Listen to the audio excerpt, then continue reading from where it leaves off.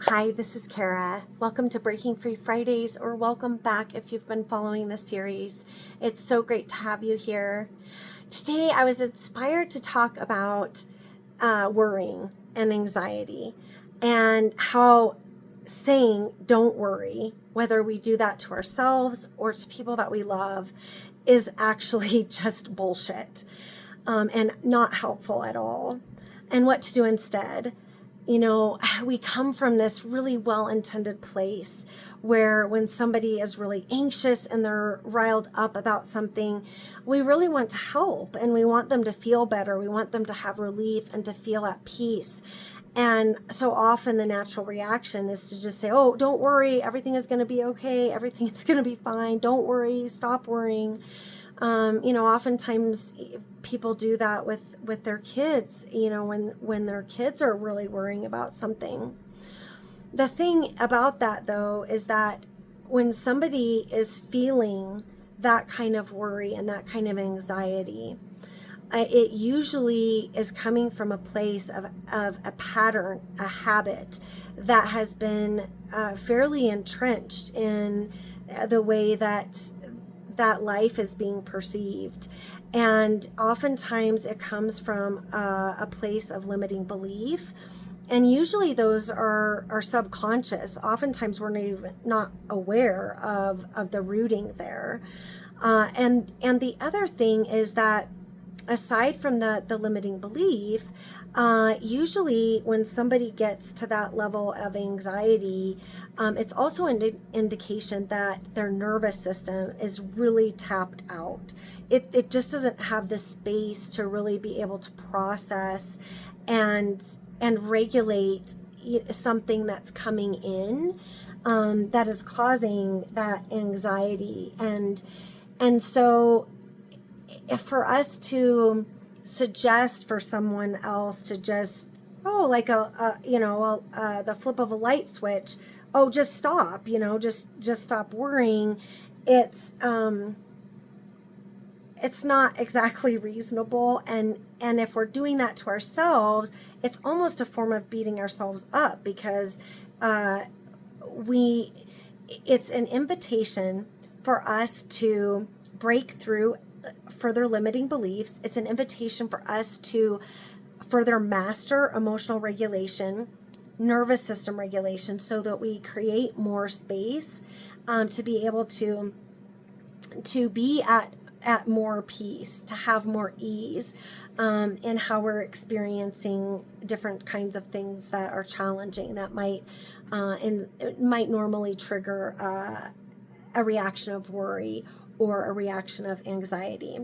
And something to keep in mind and to be aware of with kids, or with anyone really, if they are in a state of absolute worry and anxiety, telling somebody don't worry is really, it's almost invalidating to their feelings and to their experience.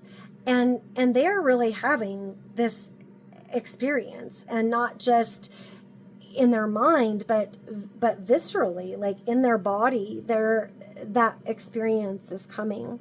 And I'm sure that most or all of you maybe even can relate to that in your own times of having experienced worry or anxiety or even overwhelm, and how to calm things back down so that you're not getting, that replay in your mind, and like that constant, that constant, spiraling, really. So what do we do instead, right? I mean, over time, this is just developing practices that we keep reinforcing, and it's almost like we're rewiring ourselves for a different way of engaging in life and the experiences that we have. So really reflecting on our belief systems is super helpful to start uncovering, what is true for us. If we're getting anxiety or worry around, let's say, money, for example, what do we believe about money? What do we believe about our relationship with money? What is really true?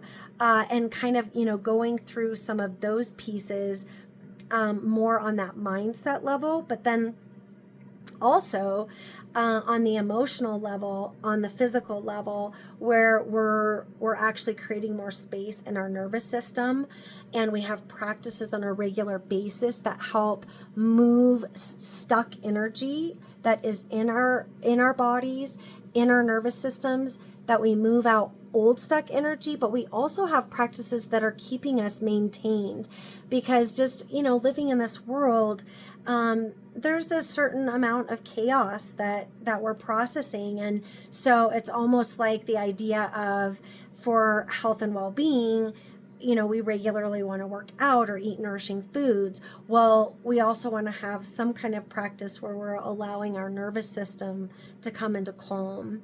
The meditating to clear our mind, but also connecting to our bodies. Even just as simple as, your hand over your heart, the other hand over your belly, taking in a deep breath, really consciously connecting to your breath, right? Feeling that, taking pause, and really giving your attention and your attunement to your physical senses, and really nurturing that relationship with your body. And then the other thing too is that you can do, and this is super simple, and it's something that you can do all throughout your day, many times, and it doesn't take much time at all, but it's just connecting to your physical senses. Like, for example, touching your thumb to your fingertip, and with great focus and intention, really sensing like all of the little ridges in your skin between your fingers. Say you're taking a bite of food, really going in slow motion with that, and tasting your food, savoring your food, chewing really slowly. It's like this mindful way of really engaging in your physical senses and slowing down so that there's this greater ease and flow that you're reinforcing. And those create over time momentum for new patterns, new wiring that helps give you more spaciousness. So with time, that lifestyle makes it so that the worry, the anxiety, the overwhelm, it doesn't hit you as frequently or take you as far or as deep, if you will. Let's say you have a loved one or your child that you're wanting to help, that you're wanting to guide them, and they are in a state of real worry or real anxiety, and you really want to be there for them in that moment and help them find their way to relief. The biggest thing that you can do in that moment is to make sure that they feel validated, that they feel seen, that they feel witnessed. And, one of the ways that you can do that is to, hear them and reflect back to them. I hear how worried or how overwhelmed you sound, and I'm here for you. Tell me more. I get it. Things like that, where you really are reinforcing that you see them, that you are a safe place for them to share and to breathe, to take pause, and you can encourage them to connect to their body, to take that moment, but feeling witnessed, feeling seen, feeling validated.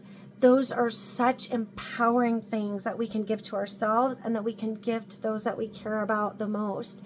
So keep those in mind as well. And anyway, I'd love to hear your thoughts and any comments that you might have on how this is working for you or other experiences that you've had. And if you haven't heard yet, I have put together this amazing 7-day virtual retreat. It is free, and it is is filled with these absolutely phenomenal experts all over the world, sharing incredible insights and motivational stories, tools, practices. It's just mind blowing, and it's all around empowerment. It's called the Empowered Woman Retreat, and it's about helping people break free of what's been holding you back in business and love and in life. It started on February 5th, but it goes for 7 days. And if you haven't yet checked it out, I really encourage you to do so. Just visit KaraPierceWhitney.com. That's Kara Pierce, Pierce, Whitney, WHITNEY.com. And I hope you have a great week. And here's to your next level of empowerment and breaking free. See you soon. Bye.